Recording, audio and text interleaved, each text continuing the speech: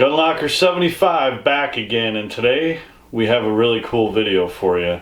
I stole an idea from a channel that I watch and go back and forth commenting with called Ink and Ammo. Really cool guy, cool channel. He's got a really sick range that he shoots at, has some really good content, good ideas. I believe he's a tattoo artist as well. Him and some of his YouTube buddies have been kind of going back and forth on my favorite rifle. So it's kind of been a shout out series. Show me your favorite rifle. So I was sitting back watching them go back and forth and, you know, checking out their favorite rifles. Really cool stuff. Man, I'm sitting here and I'm like, I want to be part of that. So I got a hold of Mr. Ink and Ammo and asked him if it would be cool if I went ahead and did a my favorite rifle video, and he was like, hell yeah, man, do it. So this is it. So I'll get into that in a minute, but if you get a chance, please go check out Ink and Ammo. A couple other channels that I kind of talk with back and forth and watch, support, is a channel unrelated to this topic here, just in general. Glock Guy 89, he's a cool, really cool dude, lives at the range, good content. Please check him out. And one other channel, I believe he's a relatively newcomer as far as building his collection, because I started watching him a little while back when he got like his first gun, and he does updates. He's been buying quite a few guns, building his collection. And his channel is called KP Locked and Loaded. He's a cool dude as well, got some good content. Please support fellow content creators. You know, it's none of us are getting paid. We're not trying, well, I mean, maybe we're trying to get paid, but I honestly do it because I enjoy doing it. I spend all my time watching YouTube. I don't watch regular TV. I don't sit around watching social media and all, you know, or getting on social media like Facebook. I don't watch the news. There's just so much bullshit in the world right now. I give my support to YouTube channels. I feel that they're real people. I'm tired of celebrities. As far as I'm concerned, they can all move, you know, like they claim that they're gonna all leave the country and move and whatever. Go, see ya. They're all spoiled. They don't realize, you know, that we support them. And anyways, I'm not trying to go down some crazy path of politics and arguing. I'm just stating that YouTubers are, to me, real people doing real work, putting a lot of time and effort into what they do for very minimal, you know, especially if you have a gun channel. I mean, if you have a gun channel, you're pretty much screwed right from the start as far as getting paid from YouTube. You know, maybe you'll get some sponsors or whatever. So anyways, I'm done with my rant, and I hope you stay tuned to check out my favorite rifle. I'm going to do a little twist on it. It'll be a little different than what the other ones have been. Unfortunately, I can't just stick to one rifle, so mine's in 3 parts. It's the best I can do, man. I can only narrow it down to 3. So stay tuned. So my first favorite rifle happens to be this M1 carbine, Ibm M1 carbine. And if you know anything about M1 carbines, you're looking at this right now and you're like, that doesn't look like an M1 carbine. Yeah, you'd be correct. It is a modified M1 carbine. So my dad passed away when I was 3 years old. He was in the military, so that would have been like 1978. In 1969, I even have the original paperwork. Probably ain't gonna be able to see it very well, but 1969, he purchased this Ibm Carbine for $70. Obviously not in this configuration.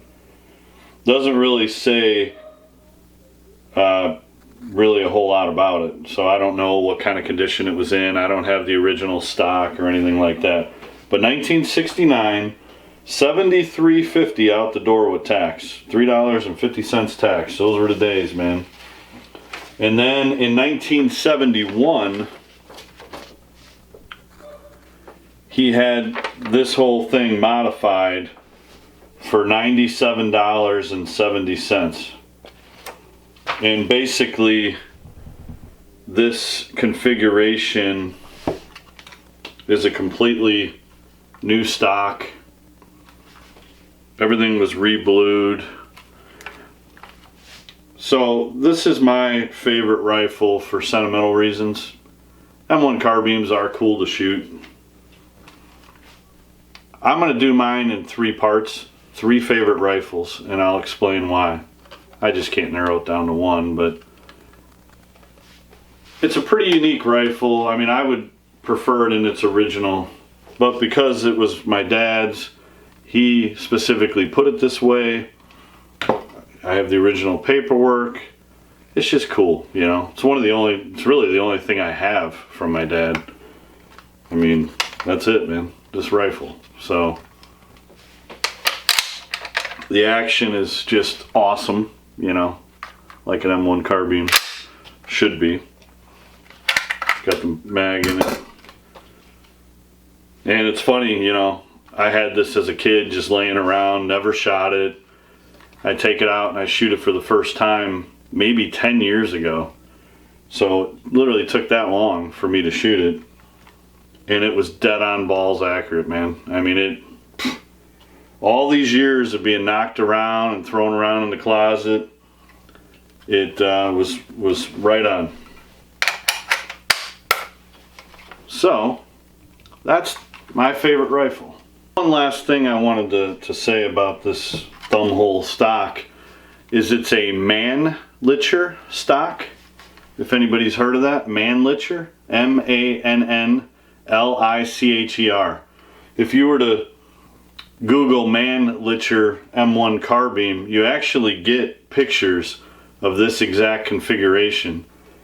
It must have not been really common because I have never seen another one in person, and they just don't seem to be very common. I found one online for sale, but well, it was sold a long time ago, and it was like an auction house, and it basically stated the most unique M1 carbine we've ever seen. So, for what it's worth. Anyways, let's get on to the next rifle, 2 of 3. I'm a huge fan of SKSs. SKSs are my favorite rifles. That's why I have more than one favorite. There's no way I could exclude my dad's M1 carbine, but then there was no way that I could leave out an SKS. So the next favorite rifle is this SKS. And it's a Chinese Type 56 SKS. Nothing special at all. I mean, it's a pretty basic, it's numbers matching. The bluing is pretty much all gone. It's grayed out, but it just looks awesome. The previous owner, I got it from, it was his dad's, and his dad had a collection, and his dad passed away and they were selling off the collection. His dad decided to clear coat the whole rifle. Did a really good job. Obviously that's not the best for value purposes, but I just thought it was so cool because the rifle has tons of imperfections, but the clear coat brings them all out. So it's like when you see a classic car and it's all rusted and they keep the original patina and they put a clear coat over it. To me, that's kind of what this is. So I love the clear coat. I love the fact that it brings out all the imperfections. I love the fact that the bluing is all gone. Basically, you're at the range with this thing and it looks like it won like 2 wars. So to me, that's just freaking awesome. This is truly a rifle I would never get rid of. So this makes number 2 on the list of favorite rifles. let's get into the last and final rifle. Alright, we're into the final rifle. It's just a Ruger AR-556. Totally plain Jane. That's one thing, if you haven't noticed about me, everything I have for the most part is plain Jane. Stripped down, regular sights. Little by little, I think I'm going to get into accessorizing my stuff. I really don't know a whole lot about optics. I'm a right out of the box, pick it up and shoot it kind of guy. So I'll probably be leaning on a lot of you guys to help me out with pimping out some of my stuff. That's going to be the next phase. The reason why this makes number 3 on my favorite rifle is that my wife purchased this for me for Christmas. So I asked for an AR-15 kind of jokingly for like 4 years. You know, what do you want for Christmas? Well, I want an AR-15. 1 year, she decided to get me an AR-15. Pretty freaking awesome, man.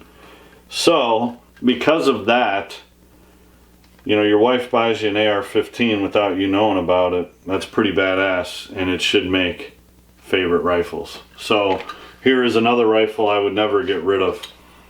So, I apologize for the previous favorite rifle video makers that have narrowed it down to 1, and they're like, if I had to get rid of all my guns, I would just keep this 1. Well, apparently I'm keeping 3. So it's the best I can do, man. I'm kind of a gun hoarder. So anyways, I hope you enjoyed my favorite rifles video. And if you're out there and you create content, let us know what your favorite rifle is. I would love to see it. As always, I hope you enjoyed what we featured here today. Please check out those other channels I had mentioned: Ink and Ammo, Glock Guy 89, and KP Locked and Loaded. As always, we'll see you on the next one. Thanks for watching.